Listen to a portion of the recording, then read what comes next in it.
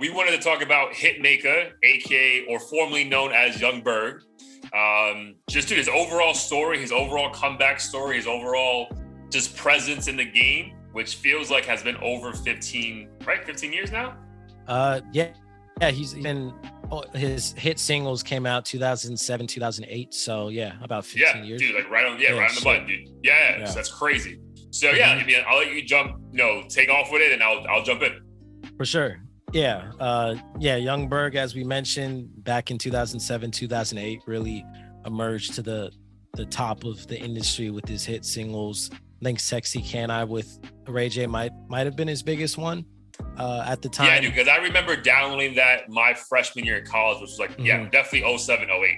Right. And the funny thing is that was actually one of the first like songs that I ever did myself. Like what I would do is take popular songs and I would just do a verse on it. Like I would have, the hook of the other person and maybe the verse, but I would just throw my verse in there. Like, some like mixtape shit. Yeah. Too cringy to listen to right now, but definitely was a fan. I was always a fan of Young Berg. Because he was swaggy, bro. He was cool. Yeah, he was swaggy. Like he wasn't super like crazy street or anything. Like it just seemed like someone, at least I at the time, wouldn't feel uncomfortable trying to like emulate in some way. Sure. I guess you could say. I think the ladies loved him. Who doesn't love these light-skinned rappers? There were a lot of them at that time, I think, too. Other ones. But he, at some point, I believe, got his chain taken by Trick's associates. He had that big ass Transformers chain, right? Mm-hmm, the Transformers chain. And he was just getting clowned left and right. And this was before social media was like super heavy. I think it was just basically on like blogs. I think all the hip hop blogs. But again, even at that time though, like that's where you went. So like if you were a fan, so if all the headlines are like, yo, this dude got snatched, he's a sucker, like that shit carried weight. Yep, 100%. And I remember it being pretty vicious in terms of like his image being tarnished by it, which is kind of crazy just because I always saw him as this kind of like little dude who made music for the ladies, not like some tough dude who I expected to shoot back or some shit. If anything, I felt kind of sorry because I'm like, what the fuck did he do to deserve this? And apparently it wasn't the only time that happened to him, but he essentially just disappeared behind the scenes. And because he didn't have an Instagram, not that he would give all the details of what he's doing behind the scenes, but it was very, very unclear where he went, why he disappeared. I think a lot of people speculated maybe he just was so embarrassed and quit music altogether and fucking moved to Fiji or some shit. But the reason why I wanted to bring him up with you is, I mean, I follow him on Instagram now that he's Hitmaka, and I just see so many posts of like accomplishments that he's made over the years, people he's working with. And I just found it intriguing that he reinvented himself in such a way. And I was curious, where on the scale he fits, because like Tyga and 2 Chainz, for instance, formerly Titty Boy, reinvented themselves, but I don't think they fell off so hard to the point where I don't think the fall off was ever that bad, dude. Yeah. Right. I don't think the fall was ever that bad, because if I go back to Tyga, like Tyga was famous, but dude, when he dropped, people forget about this. I remember like this was when I was really into like, because album sales mattered back then, right? So like I was really, dude, I don't know why, but I would go on the blogs and what did they do first week? And people forget this, that Tyga dropped, even though he was still signed to Young Money, and this is like the disrespect they did to him. Tyga dropped the same day as Carter 3. And Carter 3 did like 1.1 million buys, digital and CD. Dude, Tyga's shit did like 32,000 or something stupid, maybe even like 13,000, just something ridiculous.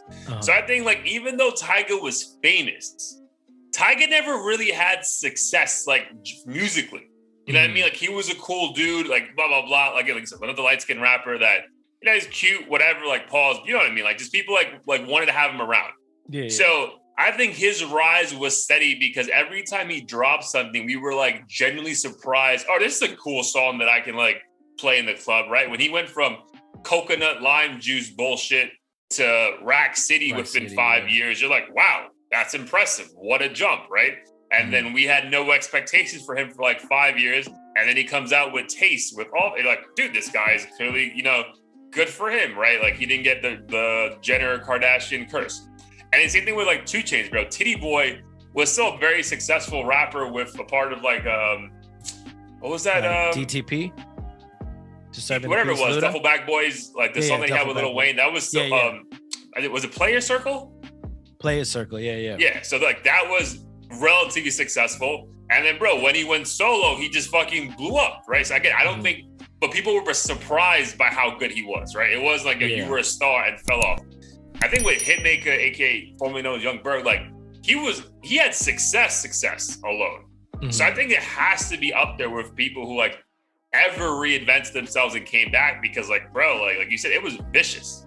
Like, dude, I feel like he had to change his name out of necessity. Yeah. Like I think these other guys like just changed because they was like, yo, like I'm evolving.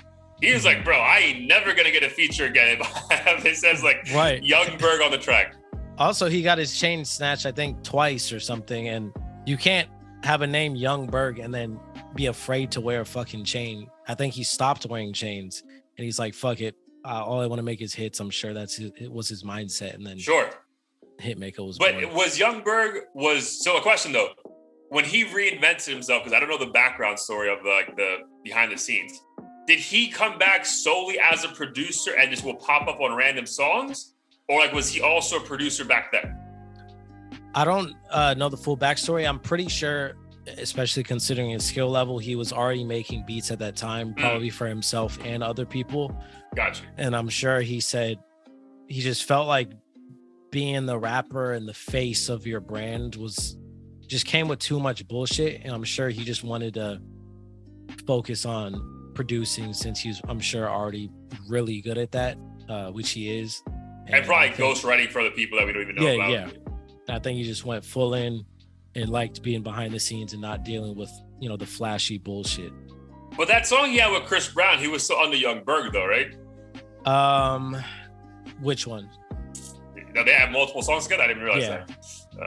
Well, I'm thinking of like just him from a production standpoint. I know he works with him quite a bit, but the only one I see that comes up is Swagger 2015. Yeah, maybe I'm bugging. He definitely produced the one with the sexy, the one with Young Blue. Forget the name. Okay, dude, it's fun. Yeah, Sexy Lady is literally the only Young Berg song I have in my library, which is hysterical. Yeah, maybe I'm thinking about some other song. I thought he had a song that was like they remixed like a house beat that was fire. But yeah, maybe he was already Hitmaka by then. But yeah, dude. Yeah, like if you go on any of these like catalogs, like yeah, this shit is only until like 2007 to 2011. And then everything else after that is Hitmaka, which is it's just funny. It's just funny. Yeah. But yeah, dude, I would have to say probably one of the most impressive comeback stories ever in hip hop, because to be literally like criticized, which I don't think anyone was ever dissing him his ability as an artist. No. But like the cachet to be like, yo, let me just take his break and I'll come back as somebody else, like takes a lot of fucking balls, bro. 100%.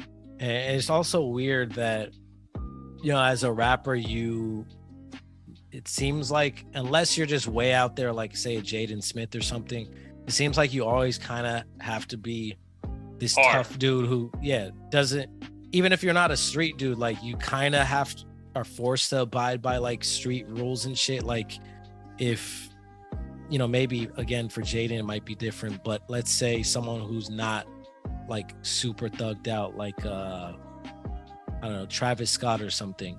Dude, but I'd even say like, because Travis Scott at least associates himself with a lot of like gang shit, right? But I would even say like a Tyler. Like Tyler's not thug, but think about the way Tyler like speaks, right? Deep ass voice, right? Yeah.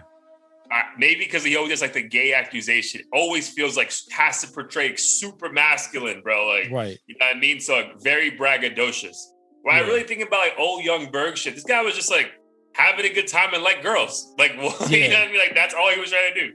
Yeah, I mean, I do know he's from Chicago, and I think he was rolling with the entourage. I'm sure there's got to be a few dudes in there who were in the streets, maybe even young Berg is, but I don't know. I believe that if, let's say, Tyler the Creator or Amine or something snitched, it would, in a situation like someone did something to them and they snitched, told on them, I feel like it would ruin their reputation, at least to a degree, within the industry, which is just strange to me, because they're not claiming to be gangsters, but I feel like the industry wants you to abide by those rules and images.